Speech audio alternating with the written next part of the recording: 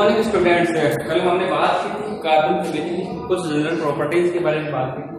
आज इसी को कंटिन्यू करते हुए हम एलोट्रॉप्स के बारे में बात करेंगे कि कार्बन के ग्रुप कौन कौन से होते हैं। ठीक है, तो हम अगर कार्बन के ग्रुपों की बात करते हैं, एलोट्रॉप्स की बात करते हैं, तो दो प्रकार के ग्रुप, एक तो होता है क्रिस्टलीन और दूसरा होता है एमोर्फस। तो जो क्रिस्टलीन ग्रुप होते हैं उसमें कौन कौन से आते हैं? ग्रेफाइट, हीरा और कौन आती है? क्लोरीन। और जबकि जो एमोर्फस होता है उसमें कौन कौन से आते हैं? चारकोल आता है आपका, और आता है लैम्प ब्लैक आते हैं। वो सारे के सारे क्या होते हैं? एमोर्फस एलोट्रॉप्स होते हैं। तो देखो सबसे पहले मैं एलोट्रॉप्स की बात करता हूं। ठीक है,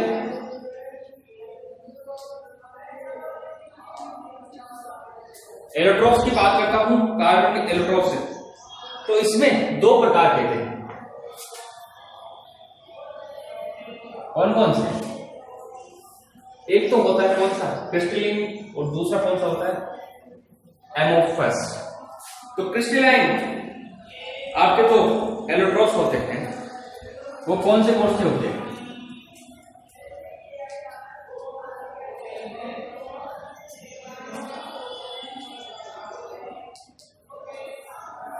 वो तीन आपके मुख्य होते हैं।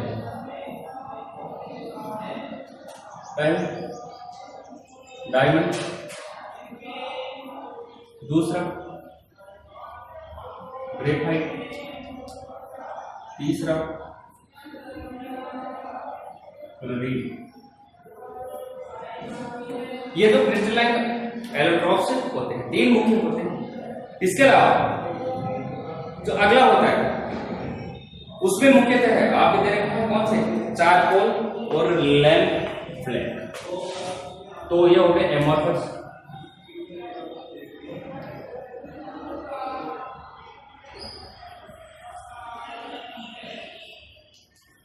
और इसमें पहला कौन सा हो गया? चारकोल, और दूसरा हो गया लैम्प ब्लैक।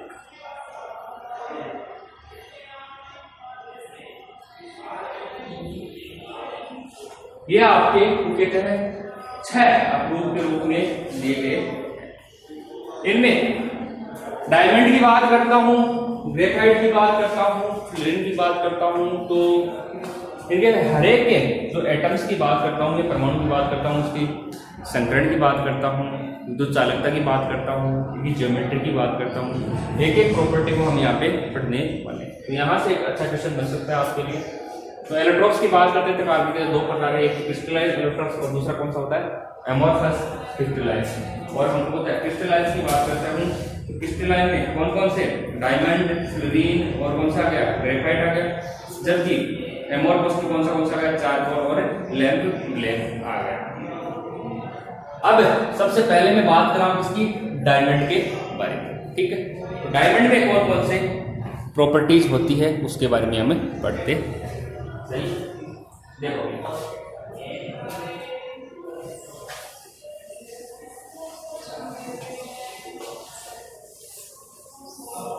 अरे कोई इलेक्ट्रॉन्स को अच्छे से पढ़ेंगे। तो सबसे पहले डायमंड के बारे में पढ़ते हैं।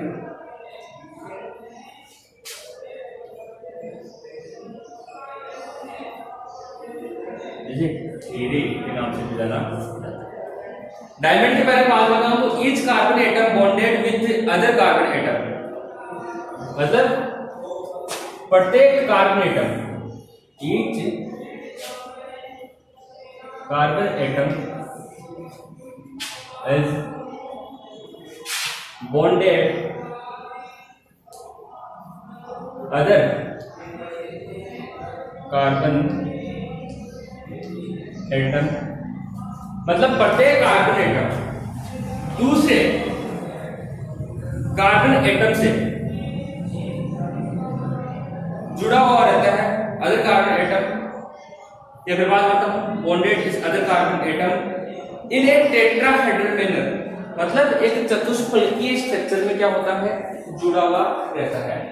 तो यहां पे होता है इस carbon atom is bonded other carbon atom in tetrahedral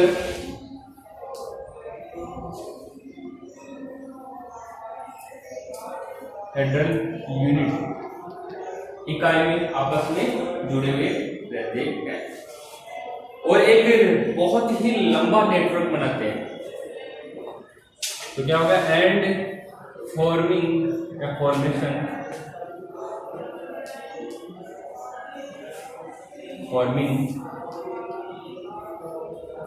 a large net.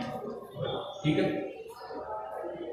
अब आपको सबको बताया कि प्रत्येक कार्बन एटम दूसरे कार्बन एटम के साथ एक कोवेलेंट बॉन्ड के द्वारा जुड़ा हुआ रहता है। देखो कुछ प्रॉपर्टीज है इसमें, देखो मैं ध्यान से सुनना मेरी बात को कि देखो एक कार्बन परमाणु, ठीक है, अन्य 4 कार्बन परमाणुओं के साथ कोवेलेंट बॉन्ड के द्वारा जुड़े हुए रहते हैं।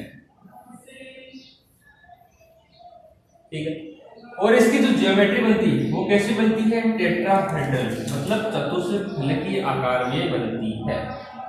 सही।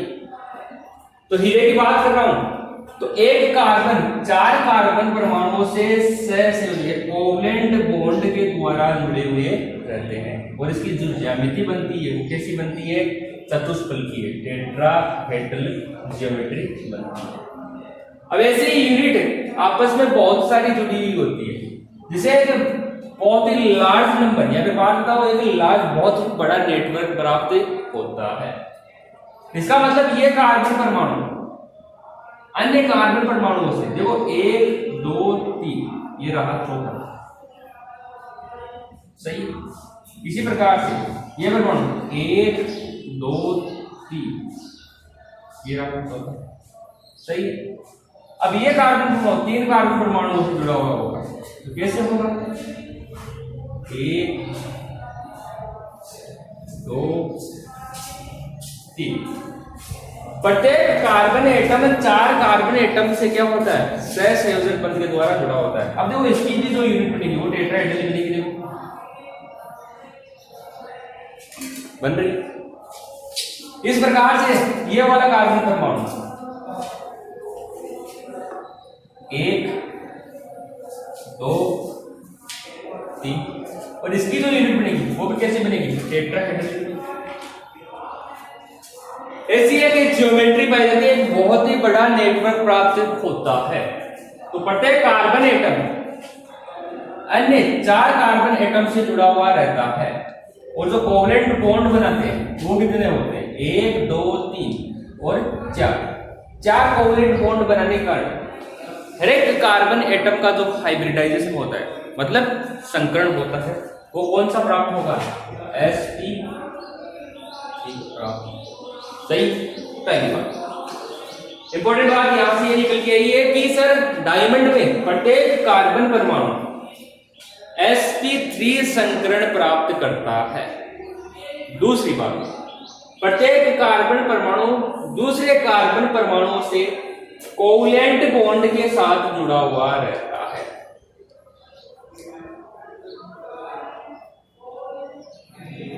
कोवेलेंट बॉन्ड के साथ जुड़ा हुआ। सही। तीसरी बात, अगर मैं यहां पे करता हूं कि सर कार्बन की अगर मैं बात करता हूं इलेक्ट्रॉनिक कॉन्फ़िगरेशन की, तो ध्यान से देखना, कार्बन इलेक्ट्रॉनिक कॉन्फ़िगरेशन क्या होता है, 2s2 2p2। आउटर सेल में 4 इलेक्ट्रॉन होते हैं। सही। जैसे ये कार्बन है, इसके 4 के 4 इलेक्ट्रॉन बॉन्ड बनाने में भाग ले रहे हैं, तो इसके पास फ्री या मुक्त इलेक्ट्रॉन नहीं है। अगर मुक्त इलेक्ट्रॉन नहीं है इसका मतलब ये हो गया कि इसमें चालकता प्रदर्शित नहीं हो सकती। कंडक्टिविटी या चालकता तभी प्रदर्शित हो सकती है जिस परमाणु के पास क्या हो, मुक्त इलेक्ट्रॉन हो। इसके पास 4 इलेक्ट्रॉन थे और चारों के चारों कोवेलेंट बॉन्ड बनाने में काम आ रहे हैं। इसका मतलब ये हो गया कि इसके पास मुक्त इलेक्ट्रॉन नहीं है, जिसके कारण इसकी जो कंडक्टिविटी होती है डायमंड की वो कैसी होती है, बहुत ही बेड होती है, मतलब कंडक्टिविटी 0 होती है अप्रोक्सीमेटली। इसका दूसरा कारण क्या होता है, पहला कारण तो ये हो गया कि क्या कि इसके पास मुक्त इलेक्ट्रॉन नहीं होते, दूसरा कारण क्या हो जाएगा, ध्यान से सुनना, कि इन कार्बन परमाणुओं के पास कोई भी लोन पेयर उपस्थित नहीं होता है, जिसके कारण से ये कार्बन और कार्बन के बीच में जो बॉन्ड बनता है वो बॉन्ड दुनिया में सबसे मजबूत बंध बनता है। ये हीरा होता है वो दुनिया में सबसे मजबूत बॉन्डेड के द्वारा क्या होता है, जुड़ा हुआ रहता है, और उसमें पाया क्या जाता है, कार्बन ही पाया जाता है। ऐसा होता कैसे है वो देखते हैं। तो ये कुछ इस प्रकार की स्ट्रक्चर होती है डायमंड की। sp3 हाइब्रिडाइजेशन होता है और हर एक कार्बन एटम कोवलेंट बॉन्ड के द्वारा जुड़ा हुआ रहता है, इसके पास मुक्त इलेक्ट्रॉन नहीं होने के कारण ये कंडक्टिविटी प्रदर्शित नहीं करता है। यहां तक आप इसके आगे कंटिन्यू करते हैं।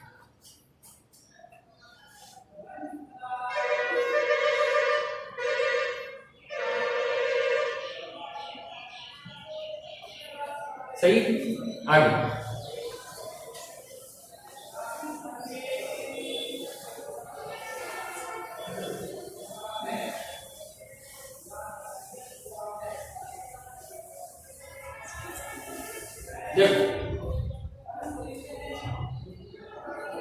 जो डायमंड होता है उसका जो क्रिस्टल बनता है वो टेट्राहेड्रल बनता है, चतुष्फलकीय बनता है।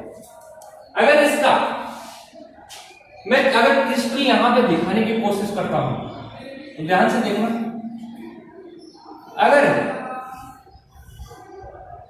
डायमंड की बात करता हूं तो डायमंड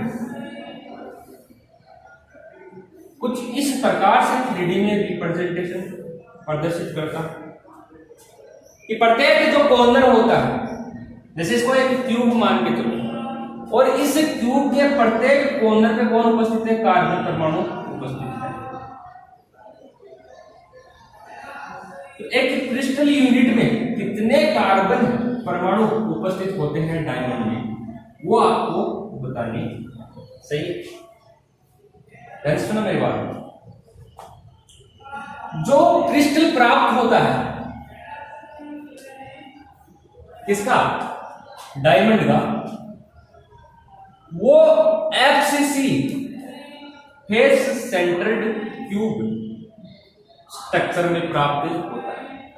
फ्लक्स केंद्रीय मतलब क्या हो गया कि प्रत्येक कार्बन एटम कहां कहां प्रेजेंट होंगे। एफसीसी का मतलब होता है कि प्रत्येक कार्बन एटम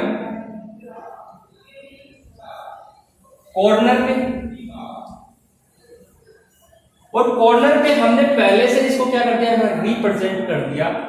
8 कार्बन परमाणु है और हमें पता है एक क्यूब की बात करता हूं तो एक क्यूब में कितने 8 ही कॉर्नर होते हैं। अरे 8 ही होते हैं, ज्यादा तो नहीं होते।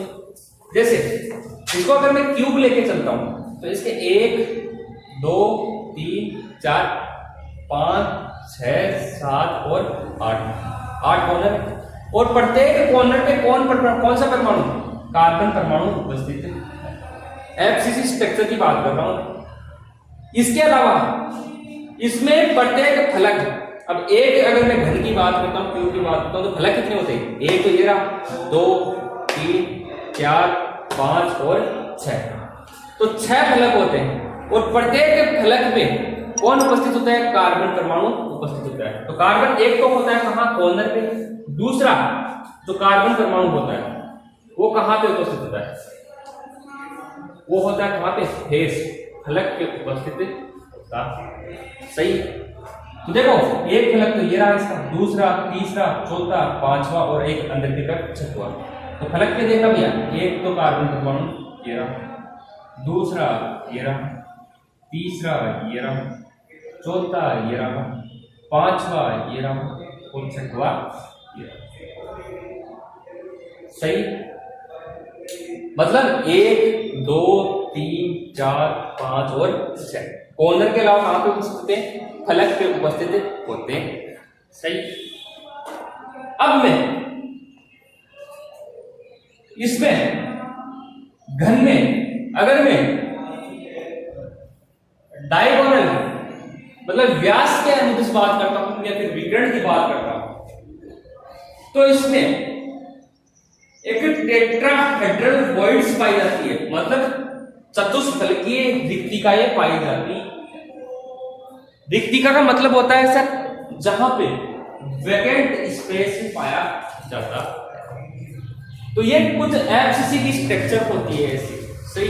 अब थोड़ा बहुत आपको आइडिया होगा कि एफसीसी ऐसा बनता है। वैसे पूरा क्लियर अगर आपको पढ़ना है तो सॉलिड स्टेट 12th क्लास के जो पहला चैप्टर है उसमें इन्हीं के बारे में एससीसी, एफसीसी, बीसीसी के बारे में पढ़ाया गया है। तो यहाँ पे थोड़ा सा मैं आइडिया दे रहा हूँ, वैसे तो सिलेबस में आपको है नहीं, लेकिन फिर भी आपको पता होना चाहिए कि डायमंड होता है, वो जो क्रिस्टल होता है वो एफसीसी में किस प्रकार से रहता है।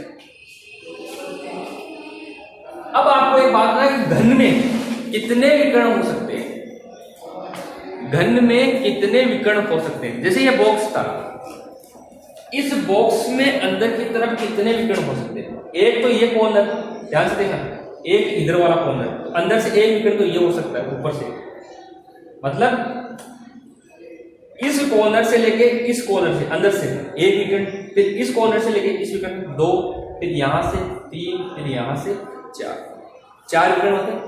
मतलब एक घन में 4 विकर्ण होते हैं। अगर मैं क्यूब की बात करता हूं तो कितने 4 विकर्ण होते हैं, सही। और एक विकिरण मतलब एक सिंगल विकिरण में 2 चतुष्फलकीय रिक्तिकाएं पाई जाती है। मतलब एक विकिरण में कितनी पाई जाती है, 2 चतुष्फलकीय रिक्तिकाएं पाई जाती है, सही। अब 2 चतुष्फलकीय रिक्तिकाएं एक विकिरण में पाई जाती है। टोटल विकिरणों की संख्या कितनी है, 4 है। तो टोटल यहां पे कुल टेट्राहेड्रल यूनिट्स की बात करता हूं या वॉइड्स की बात करता हूं तो वो कितनी हो गई, 8 चतुष्फलकीय रिक्तिकाएं पाई जाती, सही। टोटल कितनी हो गई, 8 चतुष्फलकीय रिक्तिकाएं पाई जाती है। और वो रिक्तिकाएं आपको पता है कि सर इस कॉर्नर से लेके ये वाला जो कॉर्नर है यहां से लेके के यहां तक एक, ये वाला दूसरा, ये यहां से लेके यहां तक, कहां तक, यहां तक तीसरा, और ये वाला चौथा। 4 विकेट हो गए। और प्रत्येक विकेट पे कितनी वॉइड्स पाई जाती है, 2 वॉइड्स पाई जाती है। 1 2 3 4 5 6 7 और 8, सही। 8 चतुष्फलकीय रिक्तिकाओं में 50% कार्बन एटम परसेंट होते हैं। मतलब 8 का 50% कितना, 4 चतुष्फलकीय रिक्तिकाएं कार्बन एटम को क्या करते हैं, रिप्रेजेंट करते हैं। ध्यान रखना, डायमंड में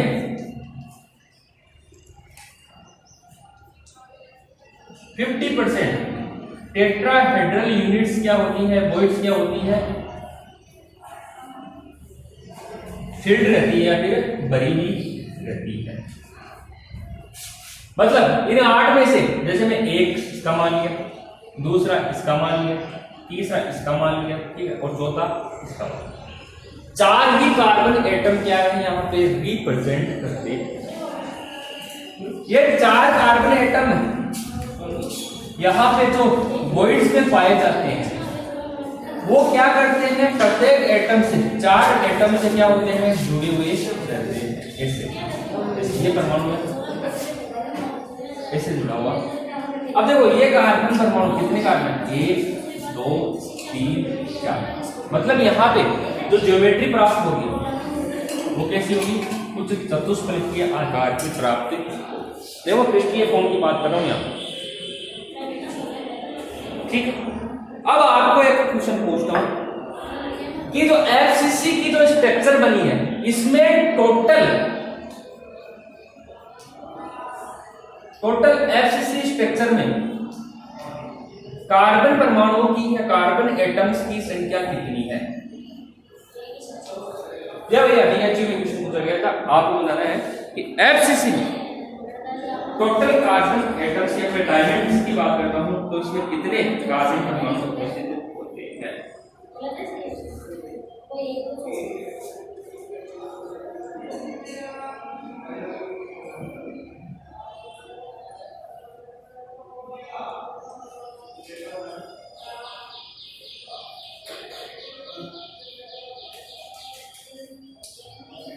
भैया आपने बताया होगा कि एफसीसी यूनिट सेल में टोटल कार्बन एटम्स की संख्या कितनी होती है। तो ध्यान से देखो,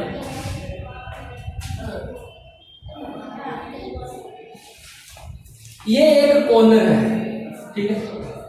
जैसे ऐसे बहुत सारी यूनिट सेल्स आपस में जुड़ी हुई होती है, ध्यान से देखना, ये एक कॉर्नर है।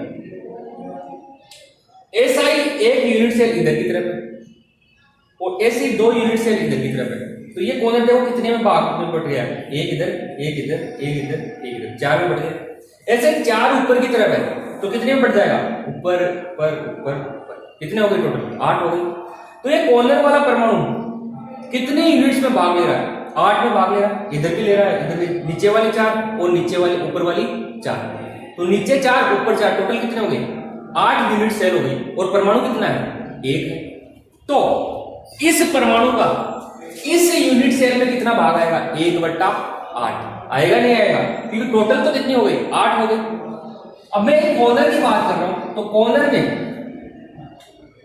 इसका कितना पार्टिसिपेट होता है, 1/8। और कितनी यूनिट सेल है यहाँ, 8 है, उसमें से इस वाले कॉर्नर का कितना आता है, 1/8वां भाग आता है। सही। दूसरी बात करता हूं, कहां पे, फलक पे।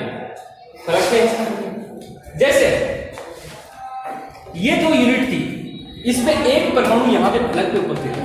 सही। तो ये फलक वाला या तो आधा तो इस वाली यूनिट सेल में होगा और आधा इधर वाली यूनिट सेल है उसमें होगा, मतलब आधा तो इधर की तरफ और आधा इधर की तरफ, हाफ हाफ होगा। इसका मतलब जो फलक वाले हैं परमाणु, ये दो परमाणु है, इसका कितना कॉन्ट्रीब्यूशन होगा, 1/2 कॉन्ट्रीब्यूशन। सही। एक परमाणु से 4 परमाणु कहां है, टेट्राहेड्रल यूनिट्स। अब देखो अंदर की तरफ है, व्यास का मतलब हो गया कि जो यहां से लेके यहां तक की जो व्यास है या फिर बात करो विकिरण है, उस विकिरण में कितने टेट्राहेड्रल, 2 है, उनमें से एक टेट्राहेड्रल यूनिट जो वॉइड है वो क्या है, भरी हुई है। तो अंदर की तरफ कार्बन परमाणु, तो उसका तो क्या रहेगा, 100% ही रहेगा, रहेगा नहीं रहेगा। तो जो अंदर की तरफ टेट्राहेड्रल यूनिट्स में है उसका कितना रहेगा, 100%, मतलब एक पूरा का पूरा अंदर भी प्रेजेंट रहेगा। सही। अब देखो अपन निकाले थे एफसीसी यूनिट सेल में कितने कार्बन परमाणु उपस्थित है। एक कार्बन परमाणु कॉर्नर का कितना, 1/8 आता है। तो कितने कॉर्नर है, टोटल 8 है। तो 8 में से इस यूनिट सेल में कितना आएगा, तो 8 से मल्टीपल कर दो, ठीक है। तो कितना आएगा इसका, 1 आएगा, नहीं आएगा, एक परमाणु तो किसका आ जाएगा। अब देखो 1/8 1/8 1/8 1/8, फिर 1/8 नीचे वाले 4, तो टोटल कितने परमाणु हो जाएगा, एक कार्बन परमाणु हो जाएगा। इसी प्रकार से फलक की बात करता हूं तो 1/2 देता है फलक, तो टोटल फलक कितने होते हैं, 6 होते हैं। अरे होते हैं, नहीं होते, 2 इधर 2 ऊपर नीचे 2 इधर उधर, 6 होते हैं। एक फलक 1/2 देता है, तो 6 से मल्टीपल कर दो, कितना हो जाएगा, 3 परमाणु यहाँ पे इसमें 100% पार्टिसिपेट करेगा। सही। अब टेट्राहेड्रल कितनी है, 8 चतुष्फलकीय रिक्तिकाएं, लेकिन भरी हुई कितनी है, 4 ही, 50% है, मतलब कितनी हो गई, 4 ही भरी हुई है। तो एक 100% कहती है, तो कितनी हो गई टोटल, 4, क्योंकि कितनी रिक्तिकाएं भरी हुई होती है, 4 भरी हुई होती है। अब देखो एक एफसीसी यूनिट सेल में टोटल परमाणुओं की संख्या काउंट कर लो भैया, 1 3 4 4 8, मतलब एक एफसीसी यूनिट सेल में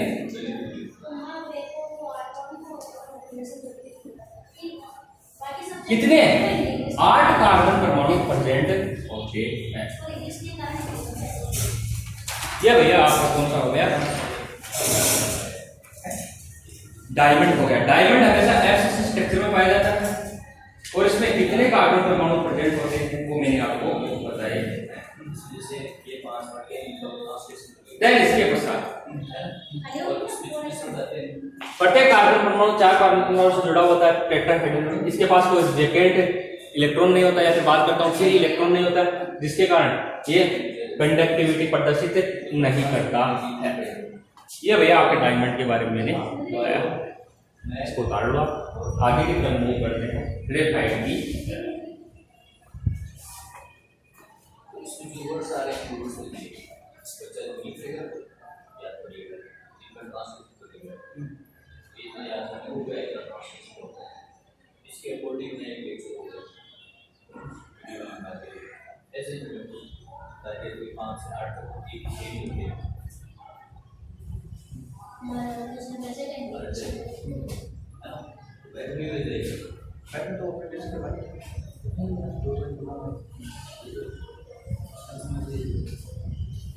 ऐसे एक बार एक वीडियो है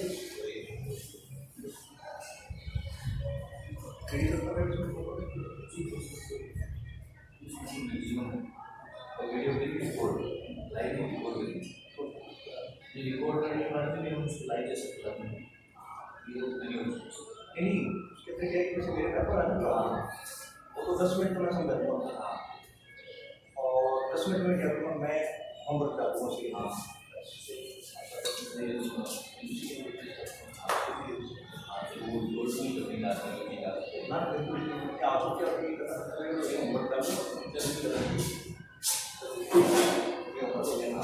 ठीक है भैया, ये बात होगी किसके बारे में, डायमंड के बारे में। तो क्रिस्टलीय फॉर्म में हम पढ़ रहे थे, डायमंड सबसे पहले पढ़ लिया था, इसकी कुछ जनरल प्रॉपर्टीज मैंने आपको बता दी। ठीक है, आगे की तरफ मूव करते हैं।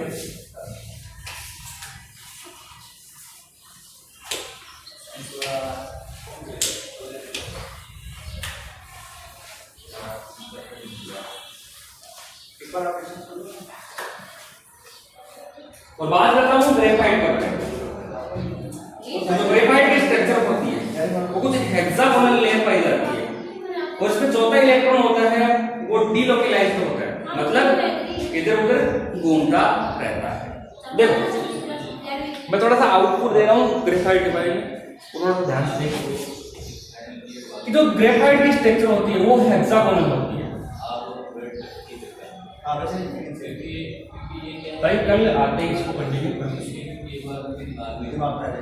प्रोसेस बढ़े, ठीक है ना, फिर अपन क्या करेंगे उनको जोड़ लेंगे, जोड़ने के बाद में जो दूसरे से बड़ा काम है एक बार ये करेंगे, फिर अपनी अगली बार ये 4 प्रोसेस को कैसे देना।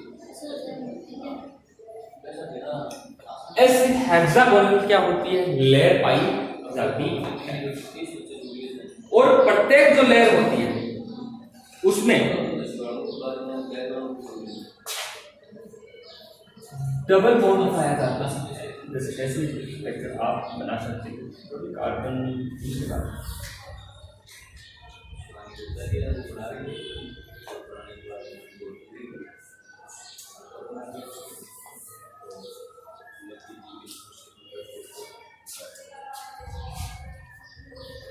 ऐसी स्ट्रक्चर होती है। और इसमें से देखो ये कार्बन 1 2 3 मतलब इसके पास फ्री इलेक्ट्रॉन रह चुका है, इसके बाद देखते हैं तो ये फ्री इलेक्ट्रॉन रह चुका है। ये जो फ्री इलेक्ट्रॉन होता है ये क्या करता है ग्रेफाइट में, डीलोकलाइज्ड होता है, मतलब इधर से उधर चलता रहता है। हर एक कार्बन एटम के पास क्या रहता है, एक फ्री इलेक्ट्रॉन रहता है। ये हेक्सागोनल स्ट्रक्चर में पाया जाता है।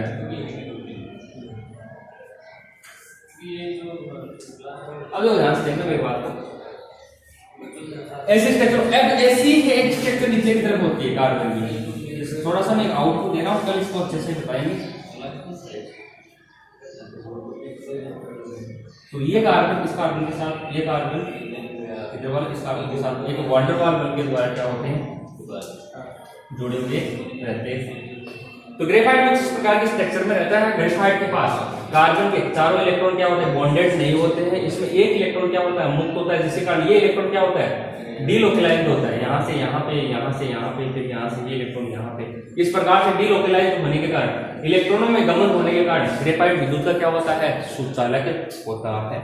ये कुछ इस प्रकार की स्ट्रक्चर होती है। इसमें कार्बन का जो संकरण कौन सा होता है, हाइब्रिडाइजेशन कौन सा होता है, ये विद्युत का सुचालक होता है या कुचालक होता है। ग्रेफाइट होता है वो उष्मागतिकीय रूप से डायमंड से भी ज्यादा क्या मजबूत होता है, कमजोर होता है। ये सारी बातें हम क्या करेंगे, कल पढ़ेंगे। तो यहाँ तक जो भी मैंने आपको बताया उसको थोड़ा सा ध्यान में रखना। कल इसके बारे में पढ़िए, क्लोरीन करके फिर हम एमोर्फस इलेक्ट्रोड्स के बारे में पढ़ेंगे। ये मोस्टली आपका जनरल कार्बन से नहीं है, वो कंप्लीट हो जाएगा। फिर इसकी कुछ रिएक्शन है, मोनोऑक्साइड, डाइऑक्साइड, वो रिएक्शन पढ़ते हैं। इतना ही फिर होगा।